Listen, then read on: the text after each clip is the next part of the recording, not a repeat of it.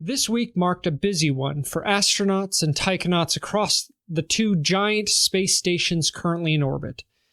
Today, we'll talk about the important spacewalks that took place, as well as discuss complaints that the astronomy community has against satellite manufacturers.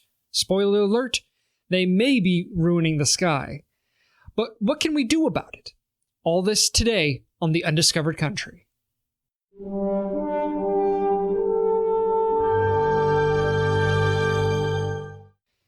Hello and welcome, citizens, to the Undiscovered Country. I'm your host, Bryant A.M. Baker. Today I'll present the top 5 most important things happening in the world of space. Let's get started. Number 5. European aerospace giant Airbus recently demonstrated how solar power could be beamed from space in a new experiment. The demonstration, which took place at Airbus's X-Works Innovation Factory in Germany in September, saw electrical power transmitted from a photovoltaic panel in the form of microwaves to a receiver some 118 feet away. The beamed energy lit up a model city and powered a hydrogen generator and a fridge containing alcohol-free beer that the audience later enjoyed. Even though it might seem to be a long way to go from 118 feet to Earth's orbit, Airbus engineers believe that the first operating power beaming prototypes could be in use by as early as the 2030s. Johan Thoreau, the Airbus research project leader, said in a statement that now that we have successfully tested the key bricks of a future space-based solar power system on a small scale for the first time, we're now ready to take power beaming to the next level. Airbus will likely first attempt to beam solar power from an aerial platform before aiming for space. Ultimately, solar power harvested in space and beamed to aircraft could revolutionize aviation, or at least that's what Airbus thinks. Flying aircraft could also serve as mobile nodes, transmitting the power wherever else it might need to be on Earth. Jean-Dominique Costet, a senior manager at Airbus's Blue Sky department, which develops innovative technologies, said in a statement, "This could in fact be a game changer for aircraft, with the potential to extend the range, reduce the weight, but also to relay power to other places managing energy like data."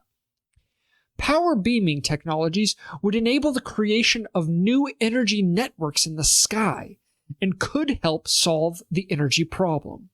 They would enable countries to fully control and distribute their energy where needed, independently. There's no need for complex and costly ground infrastructure power plants, pipelines, or cables, for example, to distribute the electricity on Earth. That, too, is done by power beaming.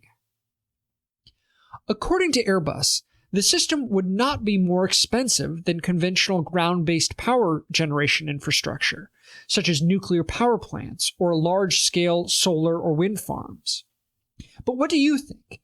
Is the estimate of a decade away a viable timescale? Personally, I see this possibility as one of the most compelling reasons for space investment available. And while putting the volume of solar arrays in space would be incredibly difficult and expensive from Earth, I hope to soon see a time in which that is possible from the moon. But what do you think? Shoot me a response. Number 4. The National Reconnaissance Office continues to borrow pages from the space industry's playbook as it seeks to accelerate deployment of spy satellites. The agency's director, Chris Scalise, told a large audience of executives at an Intelligence and National Security Alliance dinner event on November 15th that we are taking seriously the need to move faster in all the things that we do. The NRO designs, builds, and operates the nation's spy satellites, and while Scalise said the NRO today can take satellites from the drawing board to the launch pad in less than 3 years, The next innovation the agency has set its sight on is the use of artificial intelligence and machine learning to orchestrate the operation of imaging satellites and to analyze data in orbit.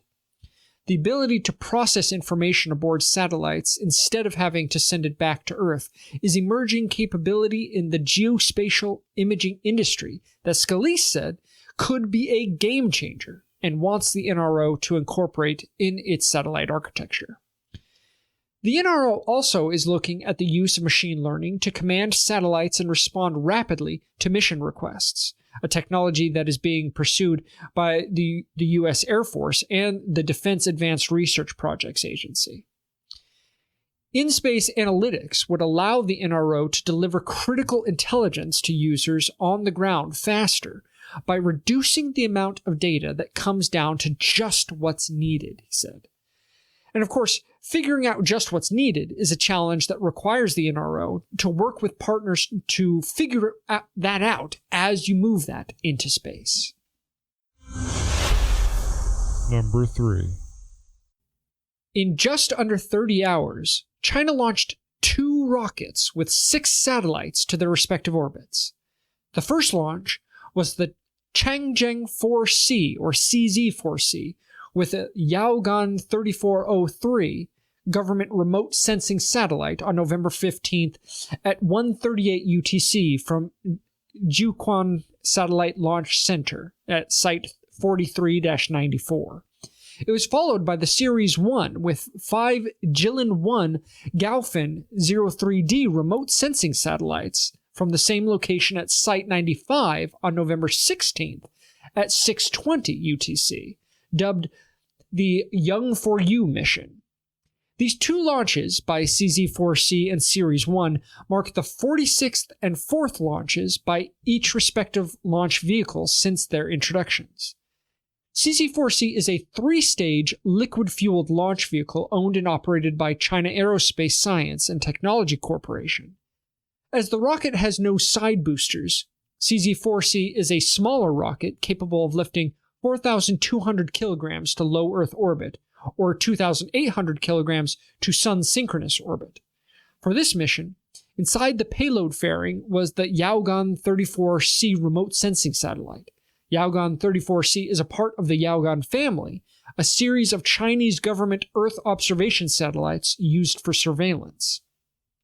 The satellite family allows China to survey land and crops, disasters, and environmental monitoring. Series 1 is a 4-stage launch vehicle owned and operated by Galactic Energy. The rocket's first 3 stages use solid fuel, with the 4th using hydrazine. All 4 stages can lift 700 kilograms to LEO or around 270 kilograms to Sun-synchronous orbit, making the vehicle a small satellite launcher. Since its introduction in November 2020, Series 1 has completed 4 missions with a 100% success record. The rocket gets its name from the dwarf planet Ceres located in the asteroid belt. This mission was the first time Series 1 launched using a transporter erector launcher. A TEL allows a launcher to be raised vertically and launch right on the TEL. Jilin-1 is a series of Earth-observing satellites operated by Changguang Satellite Technologies Corporation. Since its first launch in 2015, Jilin has launched on multiple rockets, including CZ-6, Hyperbola-1, CZ-2D, CZ-11, CZ-8, Kuaizhou-1A, and more. Number 2.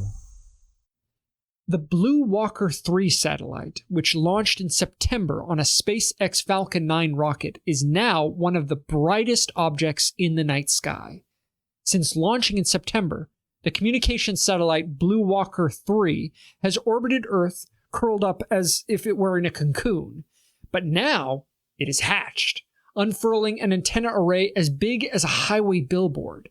And astronomers say the satellite's brightness has spiked by a factor of 40, rivaling the brightest stars in the sky. Astronomer Meredith Rawls of the University of Washington, Seattle, who helps run the International Astronomical Union's Center for the Protection of the Dark and Quiet Sky from Satellite Constellation Interference, stated that it's like exactly what astronomers don't want. It'll show up as a super bright streak in images and potentially saturate camera detectors at observatories. Thousands of commercial satellites already litter low Earth orbit. The 34 square meter BlueWalker 3 is the largest one yet, considerably brighter than any of the Starlink satellites deployed by SpaceX. And on top of the light pollution, BlueWalker 3 is testing a transmission technology that threatens to trespass into the frequencies used by radio observatories on Earth.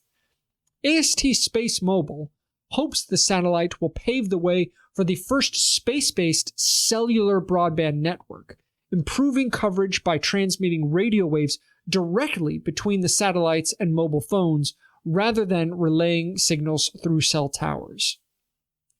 BlueWalker 3 is a prototype of a constellation of 168 even larger satellites called Bluebirds.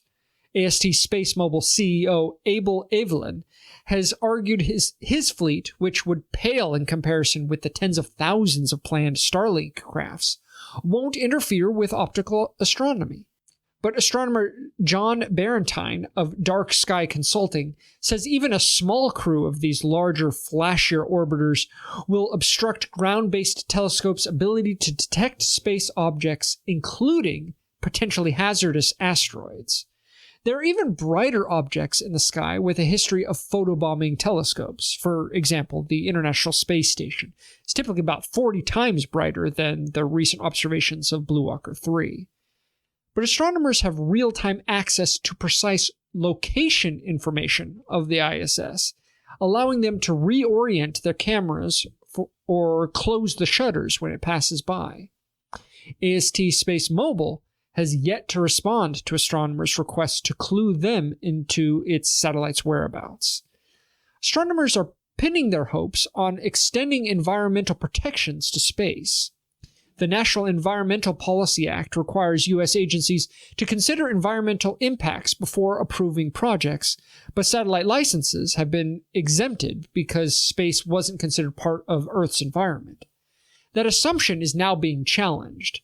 On November 2nd, the U.S. Government Accountability Office urged FCC to re-examine how the act applies to satellite constellations. The day after the GAO report, FCC announced that the creation of its new Space Bureau and Office of International Affairs. Barentine hopes it's a signal of the beginning of a shift in the oversight of U.S. commercial activities in space. But what do you think, citizens? Is there a way to protect the work of Earthbound astronomers without hampering the advancement of the capabilities that space technology could give us? In my estimation, moving the bulk of astronomical work to off-world is the only permanent answer. But I would love to hear your thoughts. Number 1. In low Earth orbit this week, NASA, Roscosmos, and the China National Space Administration performed spacewalks outside humankind's two permanently crewed space stations. NASA conducted its extravehicular activity, or EVA, colloquially referred to as a spacewalk, of course, on Tuesday, November 15th on the International Space Station, with China following on November 17th outside their Tiangong Space Station. Roscosmos rounded out that hat trick later on November 17th back at the ISS. NASA astronauts Josh Cassada and Frank Rubio conducted the first of a series of planned NASA spacewalks on November 15th to prepare the ISS for another IROSA, the ISS Roll-Out Solar Array.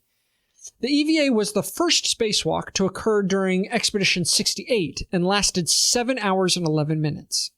This was the first spacewalk from the U.S. orbital segment of the ISS since March 23rd.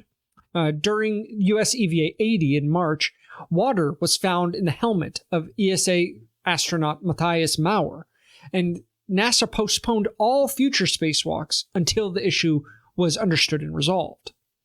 Cassada and Rubio completed most of the assigned objectives to assemble a mounting bracket on the starboard truss segment of the ISS. This mounting bracket is where the next IROSA will be installed.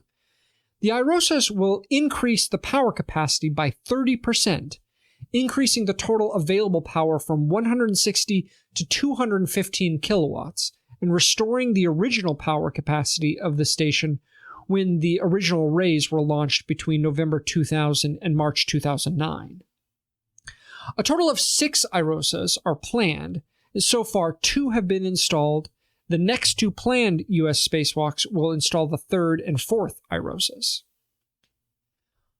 Meanwhile, on the Tiangong space station, 2 taikonauts exited the Wenqian module's airlock at 3:16 UTC on November 17th to begin a spacewalk to install handrails and exterior mobility aids around the 3 modules of the TSS. Shengzhou 14 crew members Chen Dong and Kai Shu-jie performed the spacewalk from the Wenqian module's airlock, with Liu Yang serving as the IVA, or intra-vehicular activity officer, coordinating movements and commands between the ground and the 2 spacewalking taikonauts. After exiting the airlock, Dong and Shu-jie worked to install connection bridges between the 3 modules, Tianhe, Wenqian, and Mengqian. These bridges and handheld rails will assist future taikonauts as they maneuver outside the TSS. The bridges also serve as stabilizers for the station's T-shaped structure, with the bridge connecting Tianhe and Mengqian measuring 2.6 meters long and massing approximately 15 kilograms.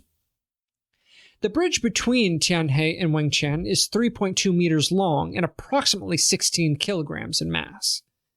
Closing out the busy spacewalking week, Russian ISS EVA-55 began at 14:39 UTC on November 17th, less than 6 hours after the conclusion of the Chinese spacewalk outside Tiangong. For this EVA, Sergei Prokopyev served as EV-1 wearing the Orion suit with the red stripes, and Dmitry Petelin served as EV-2 wearing the Orlan suit with the blue stripes. The first task after exiting the MRM-2 Poisk airlock was to translate along the Strela 2 boom, which was previously extended to create a bridge between Poisk and the forward end of the Zarya module. The duo translated to the MRM-1 Rassvet module, where an airlock and radiator for the MLM Nauka module are stored. Over the next series of Russian spacewalks, this airlock and the radiator for Nauka will be relocated to and installed on the new module. Thank you for joining me. Links to all of the stories are in the description. The world of space law, policy, and business is changing every day. If you missed what happened last time, be sure to check out the episode that I did covering all of the important parts. I would love to hear your thoughts on everything that we talked about today. If you feel like this information has been value added to you, please consider leaving a comment, giving this content a like or a share, and possibly subscribing or following this page. I'll see you again next time.